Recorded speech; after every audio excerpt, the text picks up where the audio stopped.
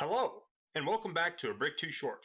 For episode 3, I will be reviewing a LEGO set based on Star Wars Episode 1, The Phantom Menace. Here we have set 7204, Jedi Defense II. It came out in 2002 and was $7 at the time. Now, this set actually goes with the very first set I reviewed, 7203, Jedi Defense 1. Now, you might have noticed I kind of had a theme going. My first review, which was Episode 1, I actually did a Star Wars Episode 1 set review.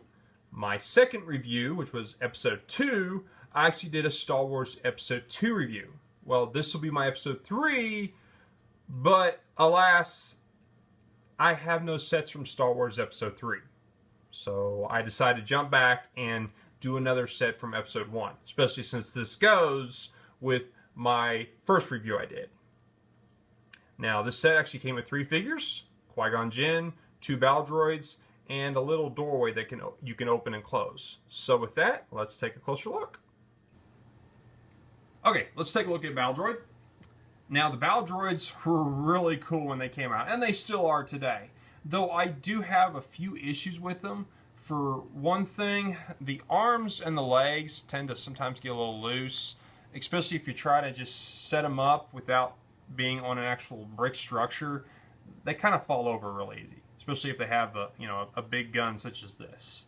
But still, they're really cool. Especially, I don't have that many, but if you get a full army, that would just be awesome. Which I know there are some people who do. Now, this one actually has some yellow on his chest plate and the top of his head. Now, I don't know what the markings mean on either of these battle droids. If someone does, please put in the comments below. That'd be great. Now, his gun at the time was just a Lego bullhorn with an orange tip. And I'll rotate him around. He just has a little brick piece that's flat as a little pack. So there is the first battle droid. And here's the second battle droid. The only really main differences are the colors. The other battle droid, of course, had yellow on them. This one has a lot of red. Again, I don't know what this means, but if you know, again, please comment. And not only does he have red kind of on his torso, but he also has red on the back of his head. But except for that, they're basically, no, they are the exact same. Now let's take a look at the little doorway that came with it. Very simple, but decent looking design. There isn't really a lot of room to set minifigures on it, except for right through here. And when you open it, maybe have one coming through the back. Now, the problem with this design is the doorway does open, as you obviously already saw.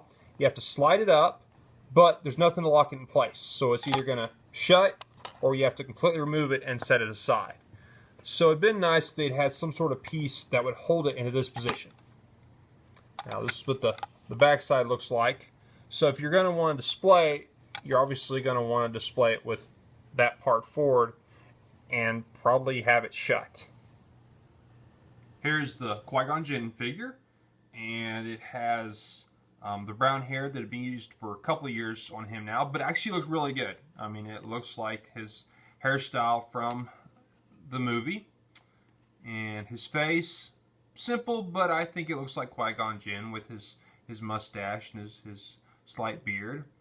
Now, his torso is made to look like the Jedi robes, and this torso is actually not much different than the young Obi-Wan Kenobi torso from my first review. In fact, the biggest difference is that Obi-Wan Kenobi, of course, still has his braid, brown pants. He has a lightsaber that looks yellow, though it's really supposed to be green. Of course, again, no back printing. And of course, I am missing the cape. So in this set, I am indeed a brick too short. And this is what I meant about having a figure coming through the back side of the doorway. Matter of fact, the figure even holds up the actual door. So you could do this. You could display it just like that. Now, this set, of course, was $7. And you, of course, got 2 droids with special markings. I'd say you may not have got in a lot of other droid sets, which I actually own very few droid sets, so I'm not sure how rare these 2 are. But if they were, you know, needed for certain positions, then this was a cheap way of getting them. Qui-Gon, though, you could get him in a lot of other Episode 1 sets.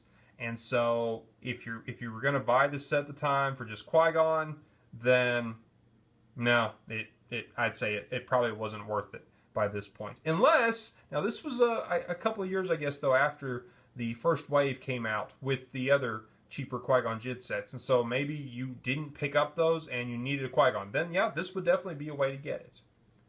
And so with that, thank you for watching.